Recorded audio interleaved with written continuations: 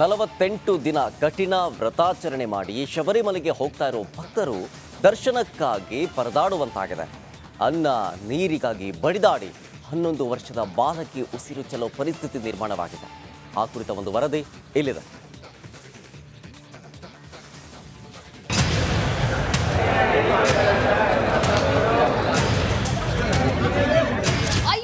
ದರ್ಶನಕ್ಕೆಂದೇ 48 ದಿನಗಳವರೆಗೂ ವ್ರತ ಆಚರಿಸಿ ಶಬರಿಮಲೆಗೆ ತೆರಳಿದ್ದ ಕರ್ನಾಟಕ ಸೇರಿ ಹಲವು ರಾಜ್ಯಗಳ ಭಕ್ತರು ಅಯ್ಯಪ್ಪನ ದರ್ಶನ ಮಾಡಲಾಗದೆ ಮರಳ್ತಾ ಇದ್ದಾರೆ.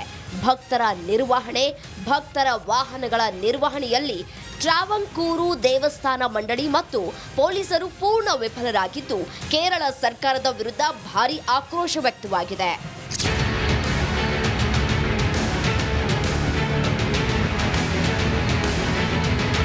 ಹೌದು, ಶಬರಿಮಲೆಯಲ್ಲಿ ಕೈ ಮುಗಿದು ಬೇಡ್ಕೊಂಡ್ರು ಕುಡಿಯೋ ನೀರು ಸಿಗ್ತಾ ಇಲ್ಲ.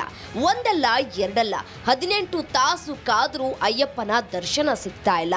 ನೀಲಕಲ್ನಲ್ಲಿ ವಾಹನಗಳ ಪಾರ್ಕಿಂಗ್ಗೆ ಜಾಗವಿಲ್ಲದೆ ಕನಿಷ್ಠ 5 ಗಂಟೆ ಕಾಯಬೇಕಾದ ದುಸ್ಥಿತಿ ಬಂದಿದೆ.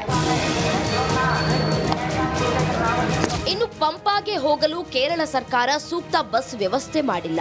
ಭಕ್ತರು ತಲೆ ಸುತ್ತಿ ಬಿದ್ರೂ ಎತ್ಕೊಂಡು ಹೋಗೋ ವ್ಯವಸ್ಥೆ ಇಲ್ಲ. ಇದರ ಜೊತೆಗೆ ಭಕ್ತರ ಜೊತೆ ಕೇರಳ ಪೊಲೀಸರು ತೀರಾ ಕೆಟ್ಟದಾಗಿ ವರ್ತಿಸ್ತಾ ಇದ್ದಾರೆ. ಅವ್ಯವಸ್ಥೆ ಪ್ರಶ್ನಿಸಿದ್ದಕ್ಕೆ ಪೊಲೀಸರು ಭಕ್ತರ ಮೇಲೆಯೇ ಹಲ್ಲೆ ನಡೆಸಿದ್ದು ಸಾಮಾಜಿಕ ಜಾಲತಾಣದಲ್ಲಿ ವಿಡಿಯೋ ಹರಿದಾಡ್ತಾ ಇದೆ.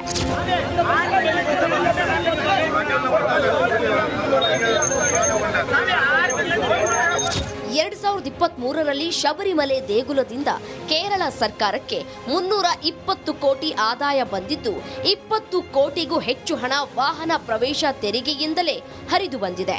ಆದರೆ ಇಷ್ಟೆಲ್ಲ ಆದಾಯ ಇದ್ರೂ ಕೇರಳ ಸರ್ಕಾರಕ್ಕೆ ಯಾಕಿಷ್ಟು ನಿರ್ಲಕ್ಷ್ಯ ಎಂದು ಭಕ್ತರು ಪ್ರಶ್ನಿಸ್ತಾ ಇದ್ದಾರೆ.